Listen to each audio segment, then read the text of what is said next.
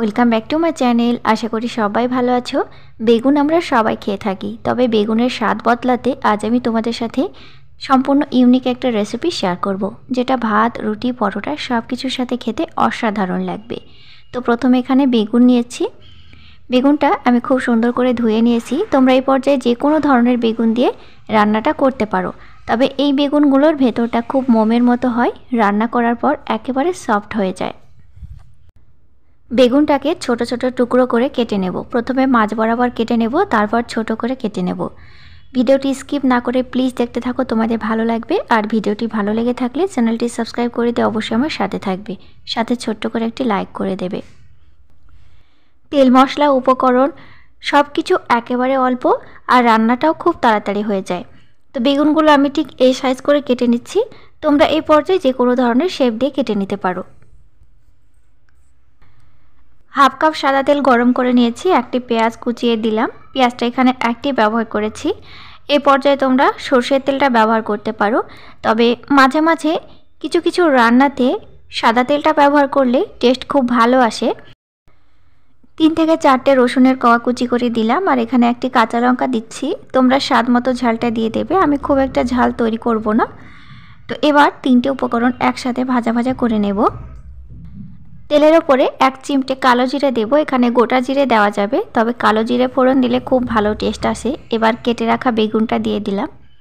তেলের ওপরে কেটে রাখা বেগুন হালকা করে একটু নাড়াচাড়া করে নেব, আর ওপর থেকে দেব 1 চামচ লবণ, আর দেব হাফ চামচ পরিমাণে হলুদের গুঁড়া। এবার হলুদ আর লবণটা দিয়ে বেগুনটাকে খুব ভালো করে ভাজা ভাজা করে নেব। মাঝে মাঝে ঢাকনা দেওয়া যেতে পারে, তবে এখানে আমি ঢাকবো না। গ্যাসের ফ্লেমটা একদম মাঝারি লো আঁচে রেখে অনবরত নাড়াচাড়া করে নেব, শুধু হলুদ আর লবণটা দিয়ে। তো দেখো ফ্রেন্ডস, একটু সাঁতলে নিয়েছি, নরম হয়ে গেছে। আর এখানে আমি একটি ভাজা মশলা তৈরি করে নেব।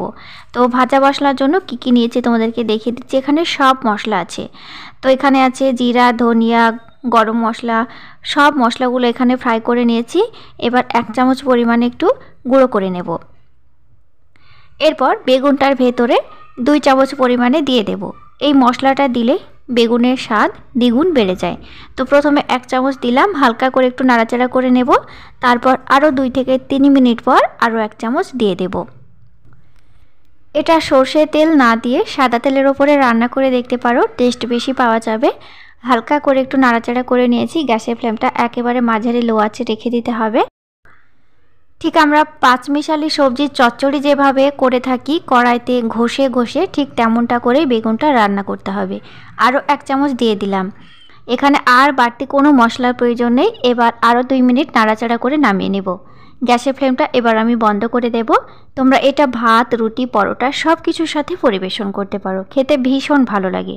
তো যাই হোক ফ্রেন্ডস, ভিডিওটি ভালো লেগে থাকলে চ্যানেলটি সাবস্ক্রাইব করে দিয়ে অবশ্যই আমার সাথে থাকবে, ছোট্ট করে একটি লাইক করে দেবে, আর অবশ্যই পাশের বেল আইকনটি প্রেস করে রাখবে। তোমাদের সাথে দেখা হবে নেক্সট কোনো ভিডিওতে। ভালো থেকো। Thank you.